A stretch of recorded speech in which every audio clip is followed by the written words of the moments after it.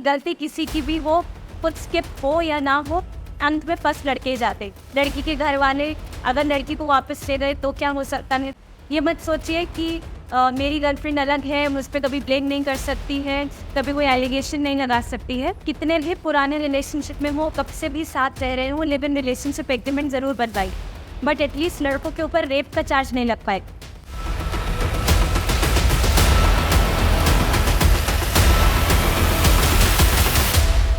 आपको लगता है कि आपके वाले सबसे अलग है और इसी चीज़ से निश्चिंत हो कि आप करने जा रहे हैं लव मैरिज या फिर court marriage. Hi everyone, welcome to my channel sharks of love.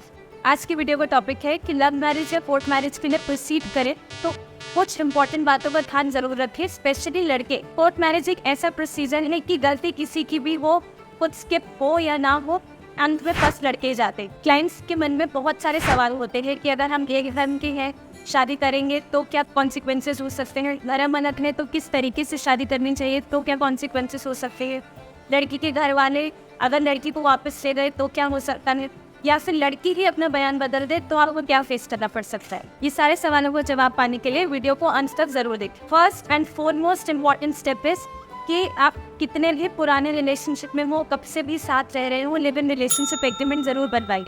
ये मत सोचिए कि मेरी गर्लफ्रेंड अलग है, मुझ पर कभी ब्लेम नहीं कर सकती है, कभी कोई एलिगेशन नहीं लगा सकती है। जब सिचुएशंस अराइज होती है तो अच्छे बदल जाते हैं। लिव इन रिलेशनशिप एग्रीमेंट आपको सेफगार्ड करेगा कि कभी भी इन फ्यूचर शादी हो या ना हो, कोर्ट मैरिज रजिस्टर हो या ना हो, जब भी आप फेरे ले रहे हैं किसी भी मंदिर में या वरमाला पहना रहे हैं, कोई भी रीति रिवाज हो रहा है तो एटलीस्ट इसका वीडियो ज़रूर बनाइए, बट एटलीस्ट लड़कों के ऊपर रेप का चार्ज नहीं लग पाएगा। क्यों? क्योंकि लिव इन एग्रीमेंट लड़की ने खुद अपनी मर्जी से साइन किया हुआ। एग्रीमेंट साइन करने का मतलब अपने आप में यही है कि वो कभी भी आपके ऊपर रेप का चार्ज नहीं लगा सकते। देखिए, सबसे पहला और सबसे इम्पॉर्टेंट स्टेप है live in relationship agreement sign करना। आप कितने भी पुराने रिलेशनशिप में क्यों ना रह रहे हो, कितना भी ट्रस्ट क्यों ना करते हो अपने पार्टनर्स के ऊपर, आज तक भले ही रिलेशनशिप कितना ही अच्छा, कितना ही लॉयल रहा है, बट आपके लिए ये साइन करना इसलिए ज़रूरी हो जाता है क्योंकि लड़की इन फ्यूचर कभी भी आपके ऊपर रेप का चार्ज नहीं लगा पाएगी। कभी भी in future section 376 of IPC या नया आने वाला कानून सेक्शन 64 ऑफ BNS आपके ऊपर इम्पोज नहीं हो पाएगी। Live in relationship agreement sign करना अपने आप में ये बताता है कि लड़की अपनी मर्जी से, अपने कंसेंट से आपके पास लिख रही है, आपके साथ रह रही है। आप मूव करते हैं शादी की तरफ कि ठीक है, आप शादी करना चाहते हैं, कोर्ट मैरिज रजिस्टर करना चाहते हैं, तो अब सिचुएशन आती है कि अगर आपका धर्म सेम है और कास्ट अलग है, कास्ट आपकी कोई सी भी वो चलेगा। अगर आपके धर्म एक है तो आप अपने रिस्पेक्टिव रिलीजन में शादी कर सकते हैं। हिंदू मैरिज एक्ट या मुस्लिम मैरिज एक्ट के अकॉर्डिंग हम शादी कर सकते हैं। उसमें भी सबसे पहला ध्यान देने वाली बात ये है कि जो शादी है वो आपको अपने पूरे रीति रिवाज से कर लेनी चाहिए। किसी भी मंदिर में जाके फेरे ले लेने चाहिए। ज़रूरी नहीं है कि बहुत लोग इन्वाइटेड हो, 2 विटनेस भी एक शादी के लिए काफ़ी होते हैं। देखिए, अगर आप सर्टिफाइड किसी मंदिर से शादी करते हैं, स्पेशली हिंदू मैरिज के केस में, तो आर्य समाज मंदिर से एक मैरिज का सर्टिफिकेट भी आपको मिल जाता है।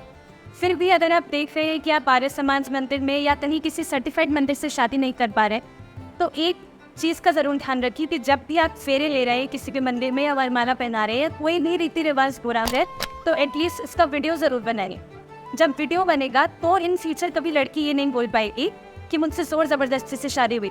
वीडियो में आप ये दिखा पाएंगे ना कि लड़की अपनी मर्जी से वरमाला डाल रही है, अपनी मर्जी से फेरे ले रही है, तो वो कभी भी अपने बयान से पलट नहीं पाएगी, जिसके चलते आप पे 376 ऑफ IPC या फिर नया सेक्शन 84 ऑफ BNS कभी इम्पोज नहीं हो सकता। ये सेक्शंस क्या बताते हैं? ये सेक्शंस एक पनिशमेंट इम्पोज करते हैं लड़कों के ऊपर जहाँ पे लड़की अपना बयान बदल देती है। बहुत ईजी हो जाता है लड़की के लिए ये बोलना कि मुझे बहला फुसला के शादी कर रहा था, या मुझसे जोर ज़बरदस्ती कर रहा था, या मैं किसी दबाव में आकर शादी कर रही थी।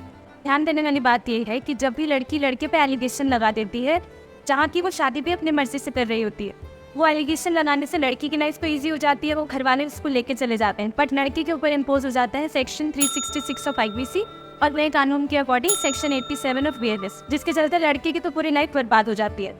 अब बात करते हैं कि अगर आपने शादी कर ली है और आपको डर लग रहा है, खतरा है किसी भी तरीके का, अगर आपको खतरा है, आप समझ रहे हैं कि आपकी जान को खतरा है, लड़की के घर वाले पीछे पड़ गए, तो आप पुलिस स्टेशन में कॉल कर सकते हैं और हेल्प मांग सकते हैं। वहाँ पे बहुत बार आपको सेफ हाउसेस जैसा प्रोविजन प्रोवाइड कर दिया जाए। सेफ हाउसेस क्या होते हैं? पुलिस आपको खुद से ये जगह प्रोवाइड करती है रहने के लिए, जहाँ पे आपको खाना, पानी, सारी बेसिक एमिनिटीज़ दी जाती हैं। जिस वक्त आपको लगे कि आपके ऊपर से खतरा टल चुका है, आप पुलिस को बता सकते हैं और उन सेफ हाउस से बाहर आ सकते। अब जो ये शादी के रीति रिवाज आपने फॉलो कर लिए हैं, आपका पूरा प्रोसीजर, पूरे नीति नियम हो चुके हैं, अब आप कोर्ट मैरिज की तरफ इजीली प्रोसीड कर सकते हैं। कोर्ट में जाके आप अपनी शादी को रजिस्टर करा सकते हैं। चाहे तो आप खुद भी रजिस्टर करा सकते हैं और चाहे तो आप एक एडवोकेट हायर कर सकते हो और एडवोकेट की हेल्प लेके एसडीएम कोर्ट के थ्रू आप शादी जो है रजिस्टर करा सकते। अब बात करते हैं कि कोर्ट मैरिज रजिस्ट्रेशन के लिए डॉक्यूमेंट्स क्या लगते हैं और फीस क्या होती है। डॉक्यूमेंट्स के लिए इंपॉर्टेंट होता है एड्रेस प्रूफ, बर्थ प्रूफ, जिसको आप 10th की मार्कशीट दे सकते हैं, आधार कार्ड एड्रेस प्रूफ हो सकता है आपका, और विटनेस के डॉक्यूमेंट्स, जिसमें कि विटनेस के लिए भी आधार कार्ड और पैन कार्ड चाहिए रहता है। अब आते हैं फीस पे। फीस डिपेंड करती है एडवोकेट टू एडवोकेट, आप कैसे किस टाइप का एडवोकेट हायर करते हैं, क्या टाइप की आपको सर्विस मिल रही है, कितने टाइम तक आपको हेल्प किया जा रहा है, क्या फैसिलिटेशन हो रहा है। फीस तो रेंज करती है 500 रुपये से लेके 10,000, 20,000, 50,000, ये फीस 5 लाख तक भी जाती है। डिपेंड करता है आप क्या चूज करते हैं। यहाँ तक तो बात हो गई कि आपका धर्म एक था और शादी हो गई। अब बात करते हैं जब आप लोगों के धर्म अलग हो या फिर कंट्री से अलग ही जिनसे शादी करनी है, तो उस प्रोसीजर में शादी कैसे हो। इन सब स्पेशल सिनेरियोज के लिए एक एक्ट दिया गया है हमारे इंडिया में, special marriage act. Special marriage act 1954 जो गवर्न करता है ये सारे शादी के रूल्स एंड रेगुलेशंस जो कि इंटर रिलीजन है, जहाँ पे धर्म अलग होता है। स्पेशल मैरिज एक्ट कहाँ से परफॉर्म हो सकता है, आप कहीं पे भी आप रहे, मतलब आपका आधार कार्ड कहीं का भी हो सकता है, बट जहाँ आप परफॉर्म कर रहे हैं शादी उस जगह पे, आई मीन उस सिटी स्टेट में आपका 30 दिन रहना मैंडेटरी है। मतलब आप 1 महीने से रह रहे होने चाहिए, पुराना टाइम कितना भी आप वहाँ रहे हो। मैंडेटरी पीरियड जो है वो 30 डेज का टाइम पीरियड है। अब आप जाएंगे और स्पेशल मैरिज एक्ट के लिए अप्लाई कर देंगे। स्पेशल मैरिज एक्ट का एक प्रोविजन है कि ये 1 डे प्रोसेस नहीं होता है, इसमें 30 डेज का टाइम लगता है। तो जब आप स्पेशल मैरिज एक्ट के लिए अप्लाई करते हैं तो उस कोर्ट से, उस एसडीएम ऑफिस से फ़ोन जाता है आपके घर पे, लड़की के घर पे भी फ़ोन जाएगा और लड़की के घर पे भी फ़ोन जाएगा, जहाँ पे बाकायदा आपके पेरेंट्स को इन्फॉर्म किया जाता है कि आपका लड़का शादी कर रहा है या आपकी लड़की शादी कर रही है, आप लोग मतलब इस चीज़ से वाकिफ़ हैं या नहीं।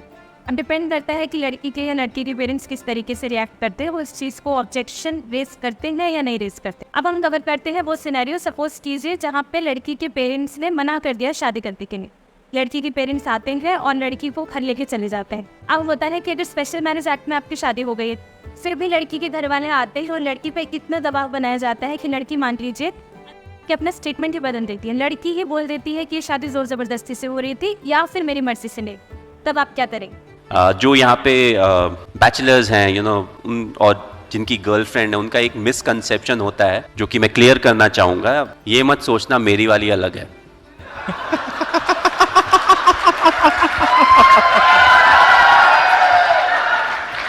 तब आपको फिर याद आए ना कि मेरी वाली ऐसी नहीं, वाकई में ऐसी नहीं थी जो अब हो गई। अब जो आपके पास रेमेडी अवेलेबल है वो है सेक्शन 101 ऑफ BNSS। नए कानून के तहत आप सेक्शन 101 में एक एप्लीकेशन दे सकते हैं एसडीएम कोर्ट में, जिसके चलते आप ये बोल सकते हैं कि इससे मेरी शादी हुई है, ये मेरी पत्नी है, और कोर्ट जो है वो खुद से प्रोसीजर कैरी फॉरवर्ड करता है आपकी वाइफ को आपके पास लाए। फिर भी अगर आप चाहते हैं कि पुलिस जैसी कोई कार्रवाई ना हो, उसके घर पे पुलिस ना जाए, तो स्पेशल मैरिज एक्ट का सेक्शन 22 ही आपको परमिशन देता है कि जहाँ पे जिस कोर्ट में आपने शादी करी है आप उसी कोर्ट को अप्रोच कर सकते हैं और बता सकते हैं कि आपने शादी की थी, आपकी वाइफ है, आपके पास बाकायदा मैरिज सर्टिफिकेट है, तो कोर्ट आपकी हेल्प करेगा पूरे प्रोसीजर के थ्रू आपकी वाइफ को वापस लाएगा। बट आप बच कैसे सकते हैं इस केस में भी, क्योंकि यहाँ पे लड़की ने बयान बदल दिया है, तो बहुत ज़्यादा चांसेस है कि आपके ऊपर रेप का चार्ज लग जाए या फिर यही चार्ज लग जाए कि ज़बरदस्ती शादी हो रही थी।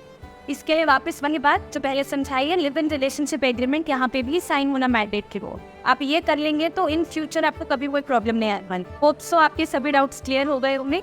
इन केस फिर भी कुछ क्वेरीज है, कुछ डाउट्स रह गए तो आप कमेंट सेक्शन में भी बता सकते हैं, आपको उसका जवाब मिल जाएगा, या फिर आप हमारे हेल्प डेस्क नंबर पर भी कॉन्टैक्ट कर सकते हैं। Thank you for watching this video. Please do like, share and subscribe our channel.